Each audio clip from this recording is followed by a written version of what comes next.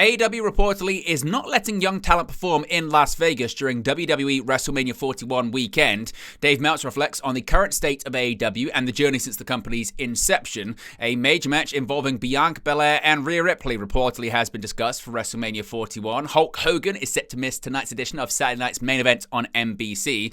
A 2 out of 3 falls match for the WWE Tag Team Championship has been announced for the Royal Rumble. Damian Priest and The Miz transfer over from Monday Night Raw to SmackDown, whereas A-Town Down Under have transferred from SmackDown to Monday Night Raw. Charlotte Flair confirms her return and announces her entry into the Women's Royal Rumble match.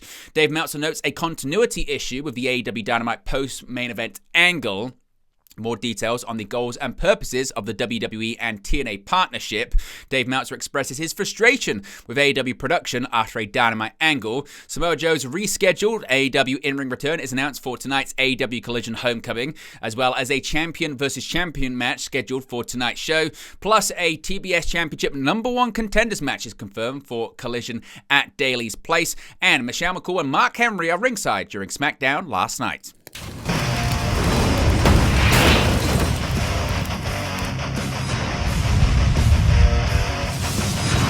Hey guys, welcome back to Wrestling News 365. Hope everyone is doing very well. As always, there are plenty of news stories to get into in the world of professional wrestling. Let's begin with AEW reportedly not letting certain talent perform in Las Vegas during WrestleMania 41 weekend. Now, AEW is allegedly not allowing their young wrestlers to participate in WWE WrestleMania weekend. Dave Meltzer reported the story in the latest edition of the Wrestling Observer newsletter, saying he's been told by one person involved with booking talent at the independent level that, quote, younger talent from AEW aren't allowed to perform matches in Las Vegas for the weekend of WrestleMania 41, which takes place on April 19th and 20th.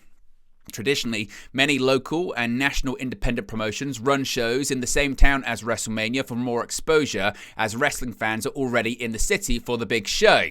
Meltzer wrote that he can see both sides of the issue, noting that Ring of Honor, which was bought by AEW President Tony Khan in March 2022, traditionally runs a show that weekend. It was reported on Tuesday, however, that Ring of Honor's Supercard of Honor won't be taking place over WrestleMania weekend, as plans were scrapped for the show that was meant to take place in downtown Las Vegas. The reason for the change has not been communicated by anyone in AEW or Ring of Honor.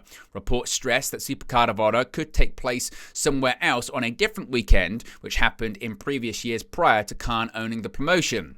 As for AEW not allowing its young talent to participate in shows over that weekend, there has been no specific word on who qualifies as, quote, young talent, or if any talent are at all allowed to work the events in the city over Easter weekend. AEW has yet to comment on the reports as of this recording.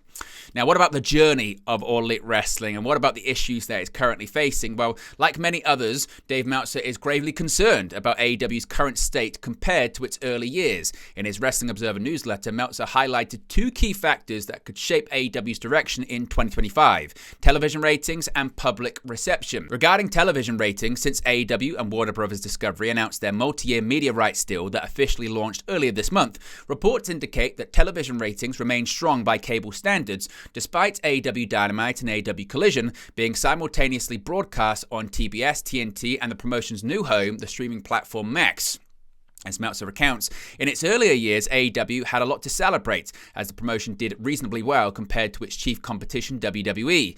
In Meltzer's words, AEW almost always beat WWE NXT, and even a few weeks of WWE Raw back in 2021. He even recalls that AEW did well against SmackDown a few times when it aired on FS1. However, the numbers among all the important 18 to 34 demographic remain low, which has been the case for over a year. Meltzer reminded his readers that once upon a time, the Elite, that being Kenny Omega, Hangman Page, the Young Bucks, and Cody Rhodes, blueprinted a company they knew could outperform and serve a more PG-13 R-rated substance WWE could not.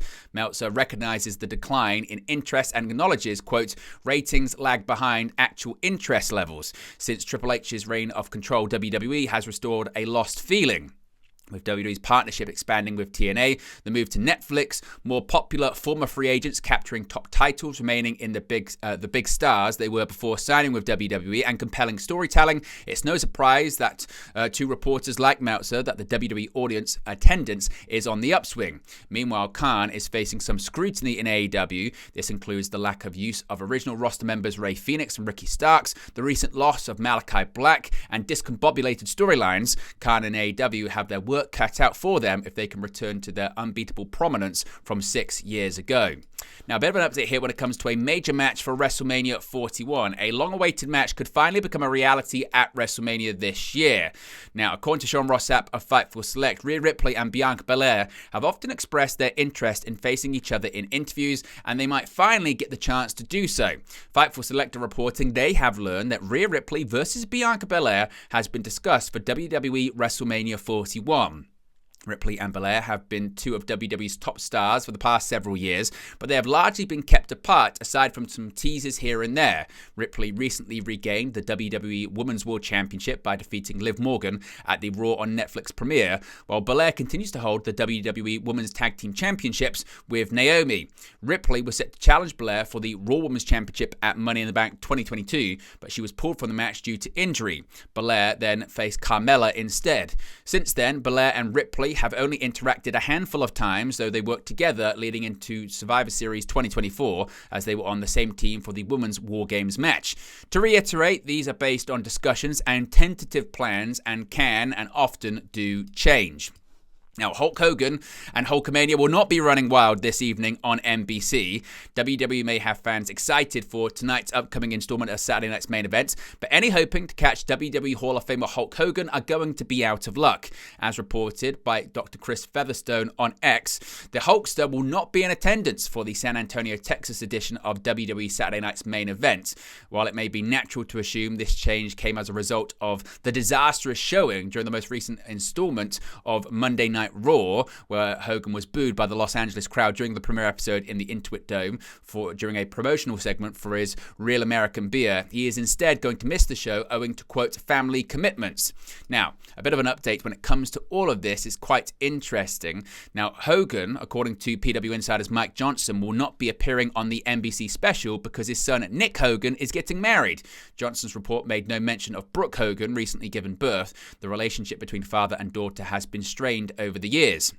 It was reported on Friday that despite the negative reaction Hogan received from the Los Angeles crowd during Raw's debut on Netflix, that wasn't the reason he wouldn't be appearing on Saturday Night's Main Event.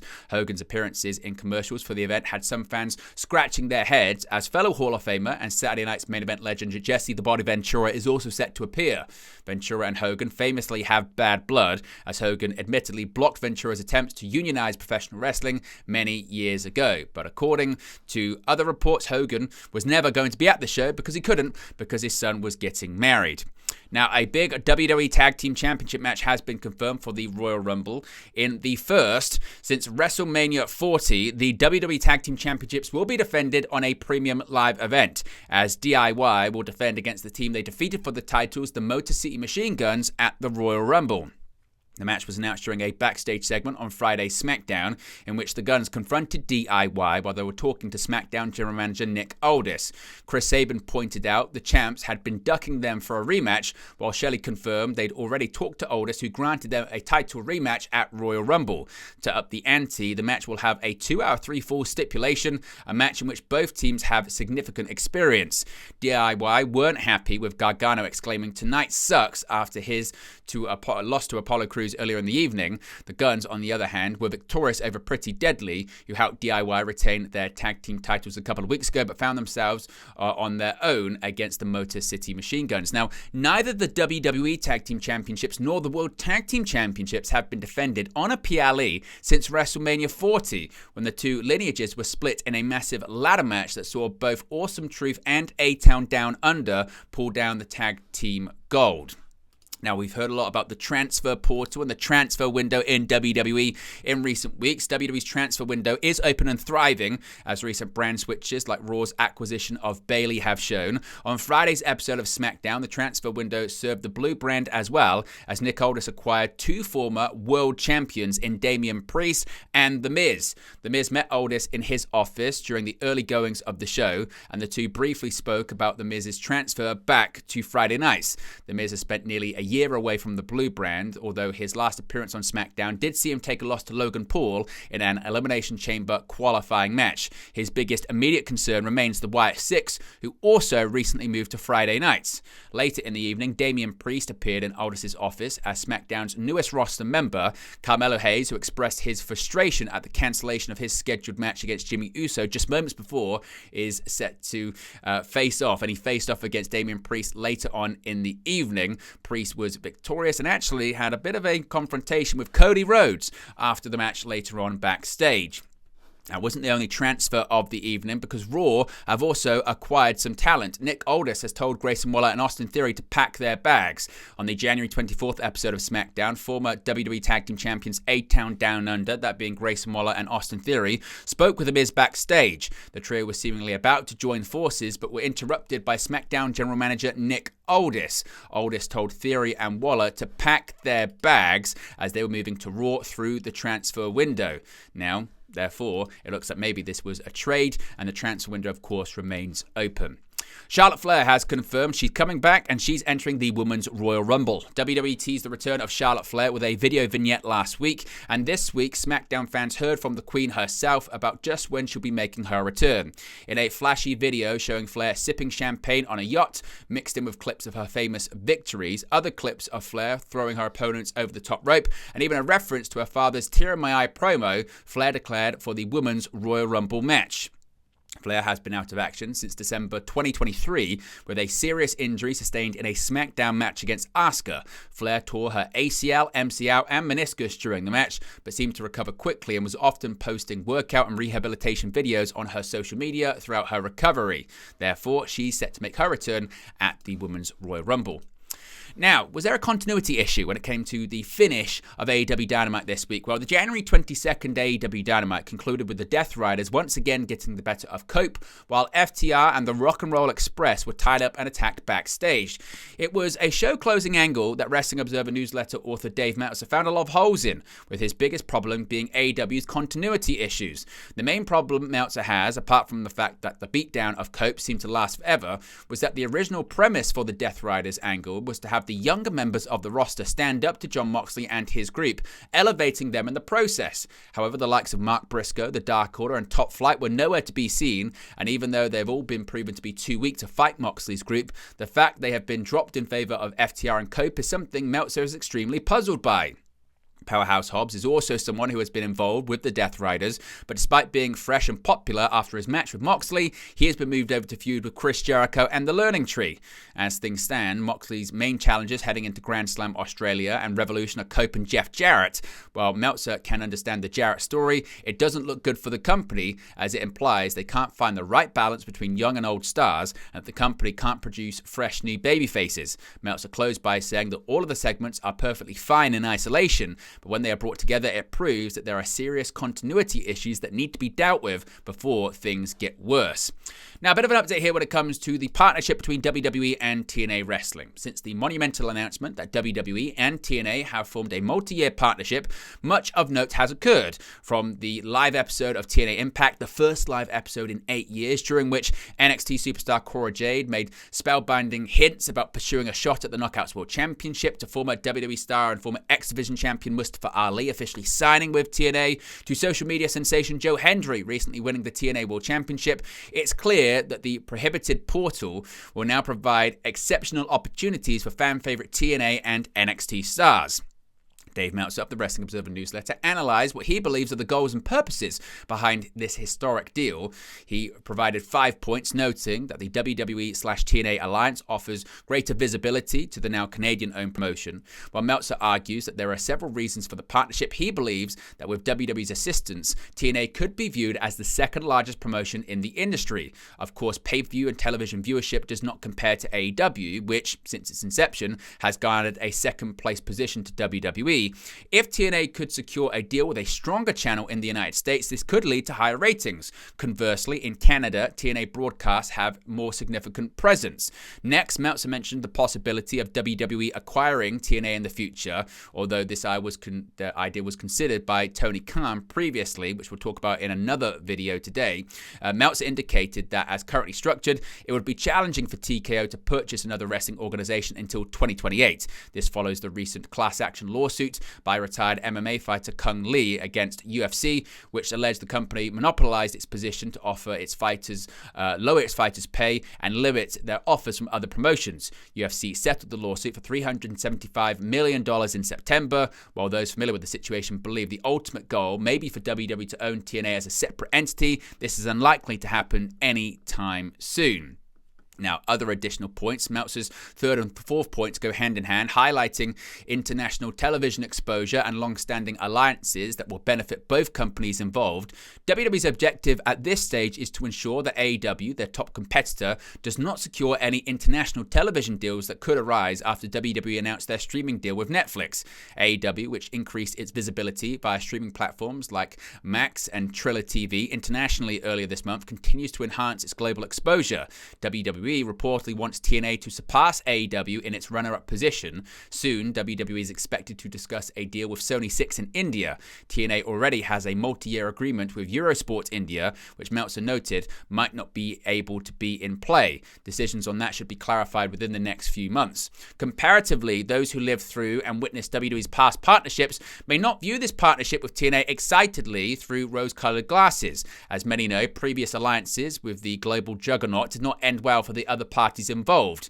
Now that WWE is still in the early stages of the Triple H era, it suggests that this is a company and in a completely different time with visions that have improved. In his final point, Meltzer summarizes that the entire WWE TNA alliance by stating that this idea represents a solid business strategy for WWE. Before WWE's involvement, TNA was on unstable ground following D'Amour's unexpected departure, which left the company drifting and lacking an identity that aligned with the promises made by its former president, but now it looks like a promising future for TNA wrestling. Now, a bit of an update here when it comes to possible frustrations with AEW production on Dynamite. Now, last Wednesday on AEW Dynamite, Will Ospreay and Kenny Omega engaged in a heated promo to open the show.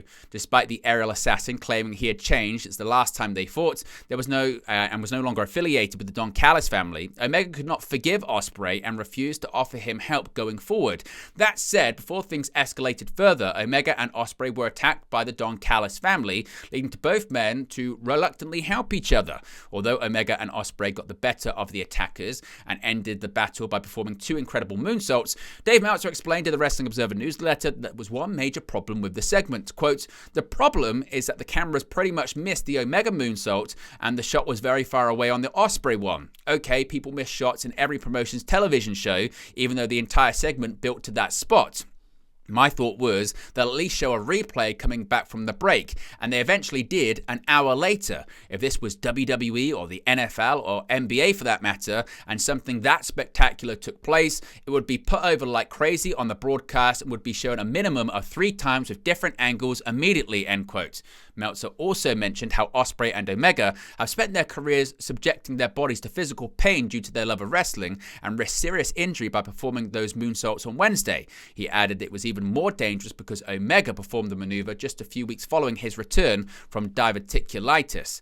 Now, Meltzer continued to share his frustration with the way AEW handled the ending of the segment, explaining they should at least highlight the moment more often going forward due to the way Omega and Ospreay put their bodies on the line. Quote, "It's the pattern of good things on AEW television that don't have an impact because they aren't followed up on. If someone is taking a risk that big, at least emphasize the hell out of it for weeks and replay it to death. myth. ECW legend and current TNA official Tommy Dreamer recently commented on AEW's production tactics as well, explaining that they should take a page out of WWE's playbook. He outlined how Vince McMahon never assumed the audience watched what happened on the show the week prior and constantly reminded them of what they missed. That ultimately ensures that the viewer remembers what happened and may feel inclined to not want to miss it again. Now, speaking of AEW, of course, it's Collision Homecoming this evening, and several matches have been announced for the show in Jacksonville. Samoa Joe will make his in-ring return against Nick Wayne at AEW Collision Homecoming this evening. Tony Khan, the AEW president and CEO, announced the match on social media. Of course, the bout was originally scheduled for Wednesday's AEW Dynamite, but was postponed due to travel issues and winter weather. In addition to that, a champion versus champion match is set for this evening's broadcast on TNT, as well as being simulcast, of course, on the Max streaming platform. Tony Khan announced that AEW Continental Champion Kazuchika Okada will face Ring of Honor World Television Champion Commander this evening in Daly's place. In addition to that, we will have a TBS Championship #1 contenders match this evening. Mercedes Moné's next challenger will be determined in Jacksonville. Tony Khan announced on X that Deonna Purrazzo, Queen Aminata, Yuka Sakazaki, and Serena Deeb will clash at AEW Collision Homecoming. The winner will face Moné for the TBS Championship on AEW Dynamite. And finally, Michelle McCool and Mark Henry appeared on SmackDown. The Moody Center in Austin, Texas, hosted the January 24th episode of SmackDown. During the show, former WWE Divas champion Michelle McCool was shown in the crowd. WWE Hall of Famer Mark Henry was also shown in the crowd. They are both residences, of course, they currently reside in Texas. McCool recently attended the Raw on Netflix premiere as well. Matthew McConaughey, Shane Gillis, Gabriel Fluffy Iglesias, and Tony Hinchcliffe also attended the January 24th episode of SmackDown. The Undertaker, the WWE Hall of Famer, was in attendance, but he was not shown on camera. He gave McConaughey a Texas WWE Legacy title backstage. But there you go, guys. The latest pro wrestling news for you. Be sure to smash a like on the like button. Be sure to subscribe bottom right-hand corner. As always, let me know your thoughts in the comment section below, and I'll speak to you again very, very soon. Hey guys, thank you for watching, listening, streaming, or however you come across this video today. Be sure to click on the video on the right there to the next video, or click the bottom there to subscribe, or the bottom right hand corner. Thank you very much, and I'll speak to you again very soon.